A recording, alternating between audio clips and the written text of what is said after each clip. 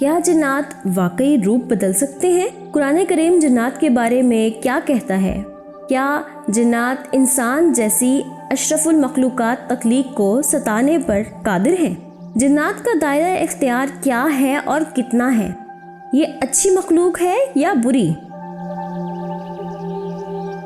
بسم اللہ الرحمن الرحیم، دس از سحر کاشف اور آپ دیکھ رہے ہیں ایکسپلور وتھ سحر۔ اگر آپ ہمارے چینل پر نئے ہیں تو ہمارے چینل کو برائے مہربانی سبسکرائب کر لیجئے۔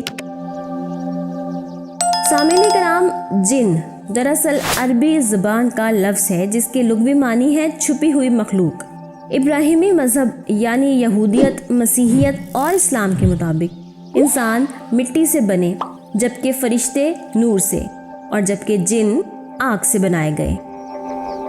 ناظرین، مختلف روایات کے مطابق ہندو مت سمیت دیگر دنیا کے تمام مذاہب میں جنوں کو دیو، پری، بھوت، چڑیل، سلاوا اور اچھا داری ناگ اور ناگن کے نام سے جانا جاتا ہے۔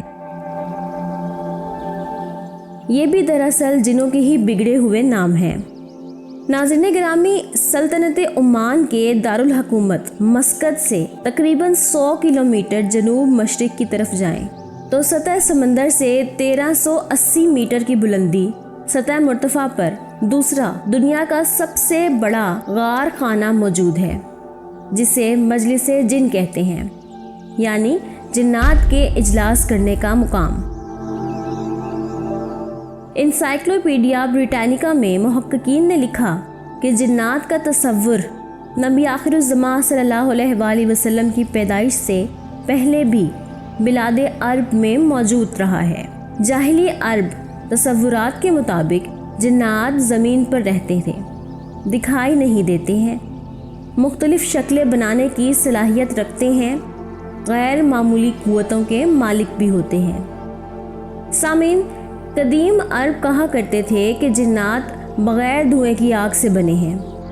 یہ شعراء اور کاہنوں کے پاس آتے ہیں۔ سفر کے دوران ویرانوں میں خیمے لگانے سے پہلے دور جہالت کے عرب جنات کے سرداروں سے پناہ کے طالب ہوا کرتے تھے۔ ناظرین گرامی، رومانیہ کے وزیر ایچ.ایل. کریگ، جنہوں نے رسول اکرم صلی اللہ علیہ وآلہ وسلم کی شان میں سیرت النبی صلی اللہ علیہ وآلہ وسلم پر ایک کتاب بھی لکھی جس کا عنوان بلال ہے، ان کے مطابق دور دراز صحراؤں کے خانہ بدوش قبیلوں یعنی بدوؤں کو جن کہا گیا ہے۔ یہاں میں یہ واضح کرتی چلوں کہ یہ ایچ.ایل. کریگ کا انفرادی موقف ہے، کسی اور محقق نے ایسی کوئی بات نہیں کی اور نہ ہی کریگ کے موقف کی تصدیق کی ہے، بلکہ اکثر لوگ کریگ کے اس نقطے کی تردید کرتے دکھائی دیتے ہیں۔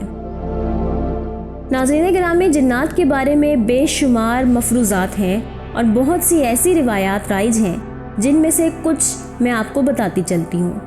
مثلاً جنات کو بھی انسانی ضروریات لاحق ہوتی ہیں، اور یہ کہ جن حادثات اور بیماریوں کا باعث بھی سمجھے جاتے ہیں، یہ بھی کہ جن قتل بھی کرتے ہیں اور خود قتل ہو بھی سکتے ہیں، ساتھ ہی یہ بھی کہ ضرر رسا جنات انسانوں کو نقصان بھی پہنچاتے ہیں، اور سب سے بڑھ کر یہ کہ جنات کو قابو میں کر کے ان سے فائدے بھی حاصل کیے جا سکتے ہیں۔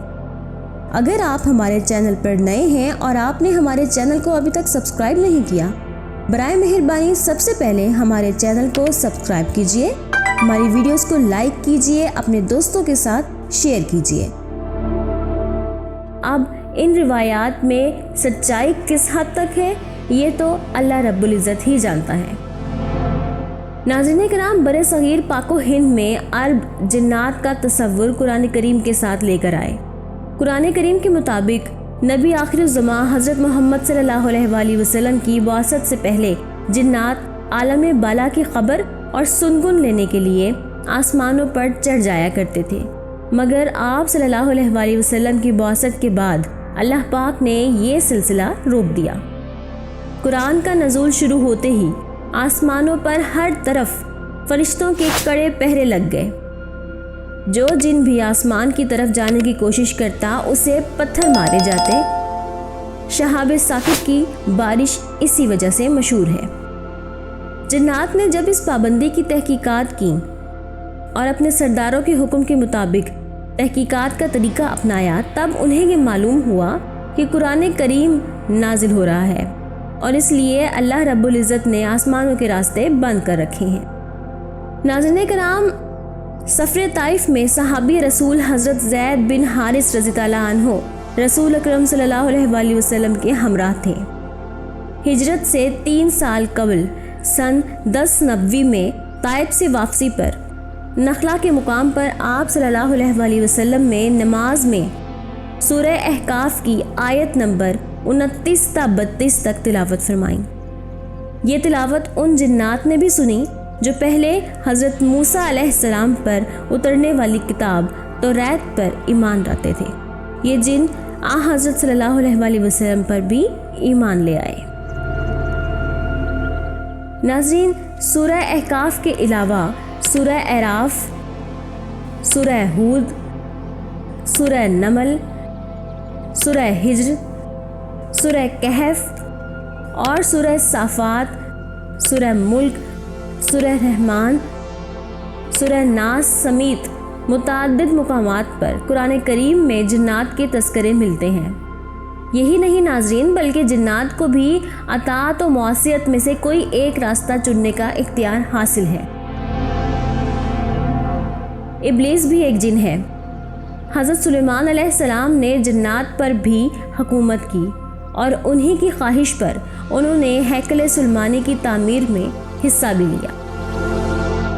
ناظرین گرامی، عفریت جنات میں سے اس جن کو کہتے ہیں جس کے قوی الجثہ اور بے حساب صلاحیتوں اور طاقتوں کے مالک ہونے پر عام جن بھی اس کے آگے کوئی حیثیت نہیں رکھتے۔ ناظرین، واقعہ حضرت سلیمان علیہ السلام اور ملکہ بلقیس میں بھی ایک عفریت کا ذکر ملتا ہے۔ سامعین گرامی، آپ کو ان میں سے کن واقعات اور روایات پر اعتبار ہے اور کن پر نہیں؟ آپ کے ساتھ بھی اگر کوئی غیر مرئی واقعہ پیش آیا ہو تو ہم سے کمنٹ باکس میں ضرور شیئر کیجیے گا۔